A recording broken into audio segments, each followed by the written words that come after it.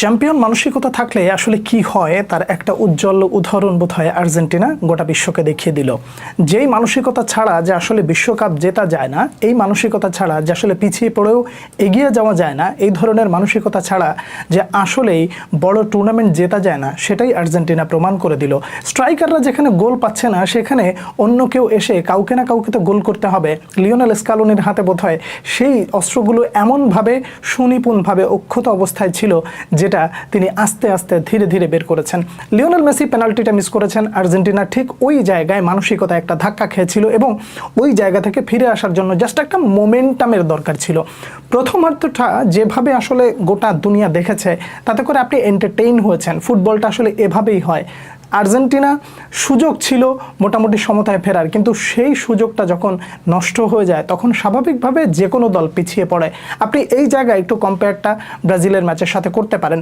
Brazil ম্যাচে যখন পেনাল্টিটা পেয়েছিল ব্রাজিল আগে, তখন তারা মিস করেছিল এবং ওই মিসটা করাতে মোটামুটি তারা যে মানসিকতার দিক থেকে পিছায় যায়, ওইটা আর রিকভারি করা সম্ভব হয় নাই। কিন্তু আর্জেন্টিনা দেখেন সমতায় ফেরার মতন সুযোগ পেয়েছে, সেখানে লিওনেল মেসি পেনাল্টি মিস করেছেন এবং সেই মিসের পর দল আরও বেশি পিছায় যাওয়ার কথা ছিল, কিন্তু সেখান থেকে ধীরে ধীরে ধীরে ধীরে ফিরে আসার জন্য যেই জায়গাগুলো যেভাবে যেভাবে পরিবর্তন দরকার লিওনেল স্কালোনি সেটাই করেছেন এবং যেভাবে ম্যাচটা জেতা দরকার ঠিক সেভাবেই যেন জিতলেন। কেমন যেন আজ লাইক এ ভিডিও গেম।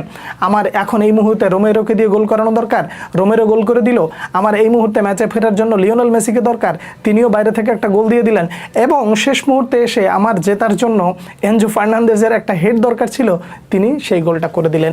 এইটা সব কিছু মিলিয়ে একটা চ্যাম্পিয়ন মেন্টালিটি আর্জেন্টিনা দেখালো এবং এই একটা মানসিকতাই তাদেরকে এগিয়ে দিল। দেখুন, তর্ক হবে, বিতর্ক হবে, অনেক কথাই বলবেন। আমি বিতর্কিত কোনো বিষয় এই ভিডিওতে অন্ততপক্ষে বলতে চাই না, কারণ অনেক কথা আপনার বিরুদ্ধে যেতে পারে এবং আমাদের কালচারটা হচ্ছে এরকম যে যখনই বিরুদ্ধে যায় তখন সে বিষয়টা আর ব্যক্তিগত পর্যায়ে থাকে না, তখন সেটা ফ্যামিলিগত ইস্যু নিয়ে অনেক কিছু বলা বলি করা হয়। দরকার নাই সেই বিষয়টা আমি আসলে এই ভিডিওতে নাই বা বললাম।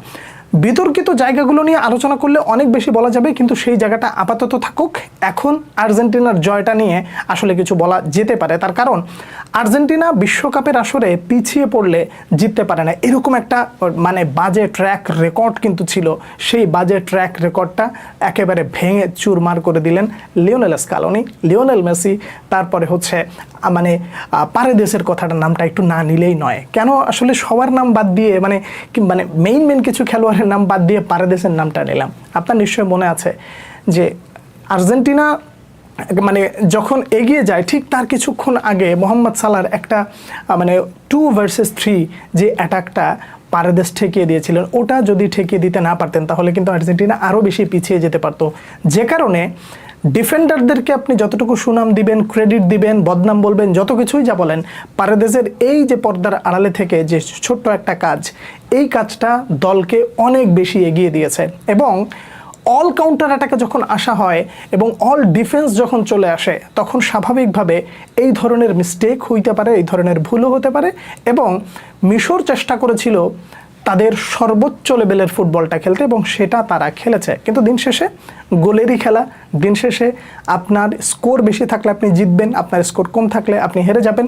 সেটাই হচ্ছে নিয়ম রক্ষা বলেন আর যেটাই বলেন না কেন, একটা বিষয় পুরোপুরি ক্লিয়ার, সেটা হলো যে মিশরের দিনটা শুরুর দিক থেকে নিজেদেরই ছিল, আস্তে আস্তে আস্তে আস্তে সময় যত গেছে নিজেদেরই ছিল, কিন্তু সময় যত গেছে ততই যেন আর্জেন্টিনা আস্তে আস্তে আস্তে আস্তে বুস্ট আপ করে সামনের দিকে এসেছে এবং প্রত্যেকটা মুহূর্তে নিজেদের ওই যে হার নামানা মানসিকতা এখনও শেষবাসী হয় নাই। আমরা এখনও আছি। 1 মিনিট